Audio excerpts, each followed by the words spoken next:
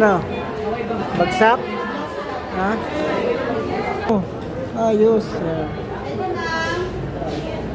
Pwede na.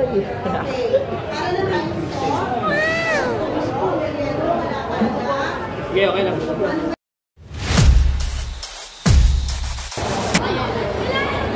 So ayun guys, welcome back again to my channel.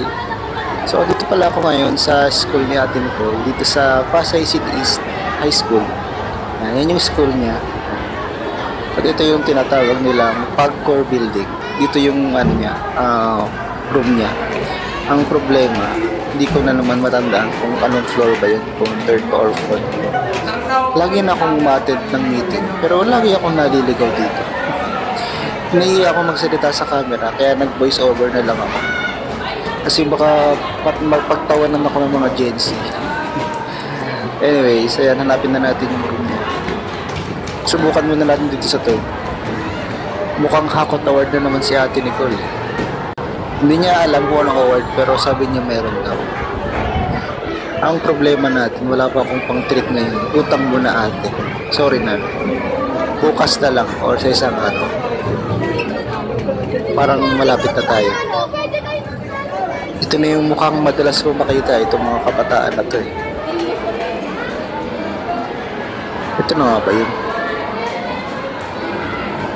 So ayun, every time naman may award lagi si Ate Nicole. Ay, ito na pala, ito na. Ito na yung mga klase niya, sure na to. Pero dito na tayo dumaan sa likod. Kasi late na naman ako. Naturing yung Vice President late. Yan, baby's breath. Huwag kayong paloko-loko, Vice President ako dito. Pero tago tayo dito sa likod. Kasi late na naman ako.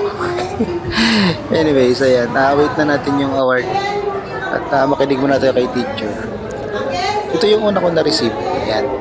Scratch ko daw. Nakalagay, congratulations, Precious Princess Nicole. Then, i-scratch ko daw para malaman ko kung ano yung award niya. O, diba? Astig. First time ko ma-experience ng ganito na ini-scratch yung award niya. Basahin natin kung anong lalabas. Ito na. Ayun, basa ko na. With honor. Ang kulit. O, yan. Wait na natin yung iba. May iba pa siyang award, sabi niya.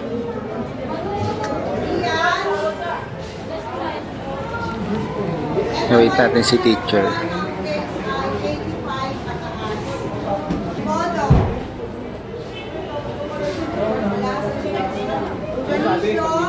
Paglima po kaya.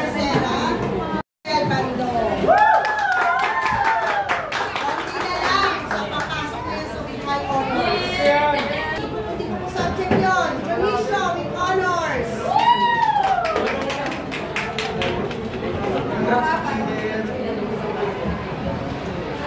And with high honors. Ano?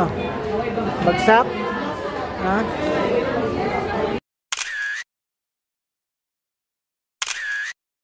At ayun na nga guys. Yun lang. Thank you for watching.